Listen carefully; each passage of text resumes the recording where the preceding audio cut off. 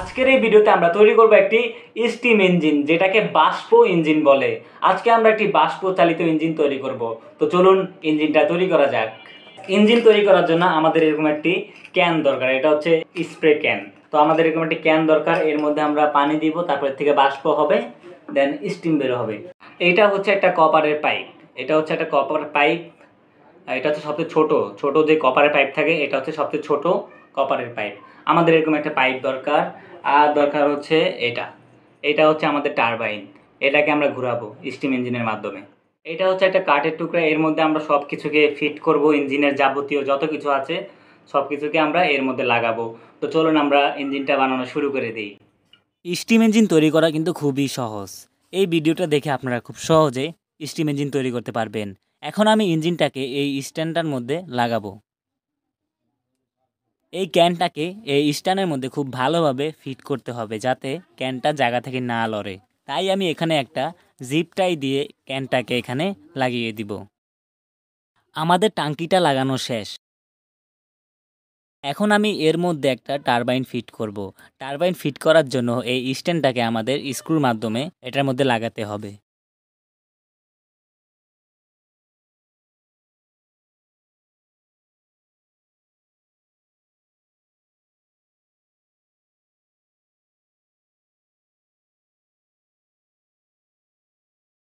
আমাদের টারবাইনটা যাতে খুব ভালোভাবে ঘুরে, স্মুথলি ঘুরে, তার জন্য এখানে আমি একটা ছোট বেয়ারিং ইউজ করতেছি টারবাইনটাকে ঘোরানোর জন্য, যাতে কোনো বাধা না পায় আমাদের টারবাইনটা ঘোরার সময়। বেয়ারিংটাকে আমি সুপার গ্লুর মাধ্যমে এখানে লাগিয়ে দিব। তারপর আমরা এখানে টারবাইনটাকে ফিট করব। এখন আমি কপারের তারটাকে একটা কয়েল শেপের মতো রাউন্ডলি পেঁচাবো। কপারের তারটাকে এই টাঙ্কির মধ্যে ফিট করে দিব। এমসিলের মাধ্যমে খুব ভালোভাবে ছিদ্রটাকে বন্ধ করে দিব, যাতে এখান থেকে স্টিম বের হতে না পারে। ফাইনালি আমার স্টিম ইঞ্জিনটা তৈরি হয়ে গেছে। দেখেন আমার হাতে, এটা হচ্ছে একটা ছোট স্টিম ইঞ্জিন, দেখতে পারতেছেন কত সুন্দর একটা ইঞ্জিন।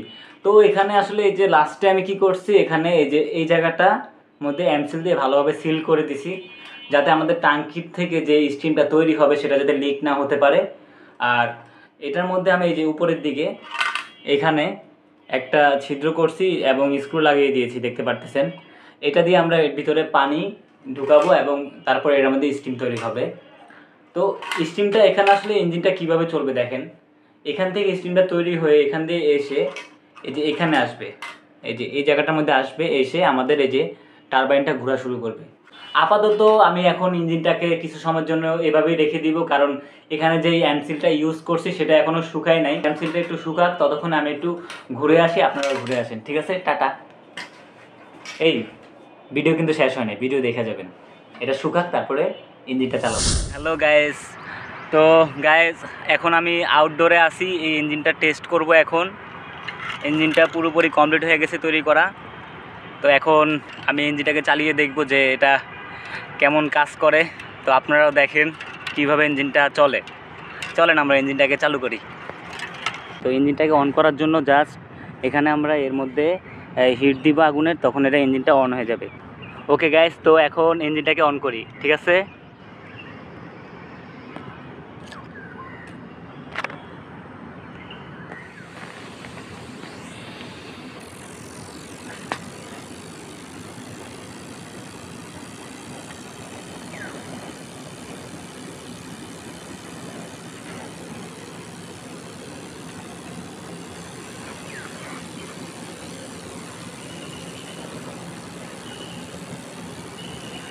গাইজ আপনারা হয়তো দেখতে পারতেছেন ইঞ্জিনটা কতটা স্পিডে ঘুরতেছে, জাস্ট মানে অস্থির একটা জিনিস।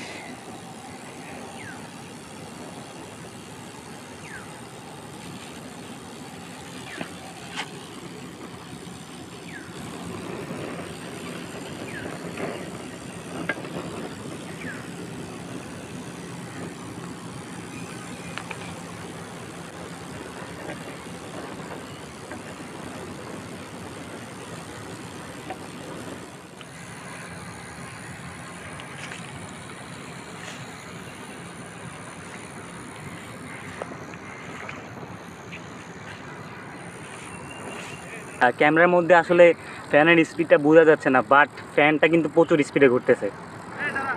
আমাদের টারবাইনটা প্রচুর স্পিডে ঘুরতেছে, প্রচুর স্পিডে।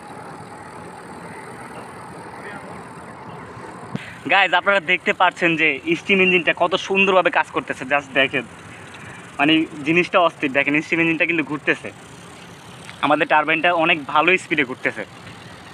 আসলে আমি এতটাও আশা করি নাই এই ইঞ্জিন থেকে, বাট অনেকটাই এটাই ভালো ওয়ার্ক করতেছে, কাজ করতেছে। গাইস এই ভিডিওটা যদি ভালো লেগে থাকে ভিডিওতে একটি লাইক করে দিবেন, আর এরকম ইঞ্জিন টাইপের ভিডিও দেখার জন্য অবশ্যই আমার চ্যানেলকে সাবস্ক্রাইব করে দিবেন। অ্যান্ড গাইস কমেন্ট করে জানান যে আসলে ইঞ্জিনটা কেমন হয়েছে, আপনাদের কেমন লাগছে এই ইঞ্জিনটা, অবশ্যই কমেন্ট করে জানান। আল্লাহ হাফেজ।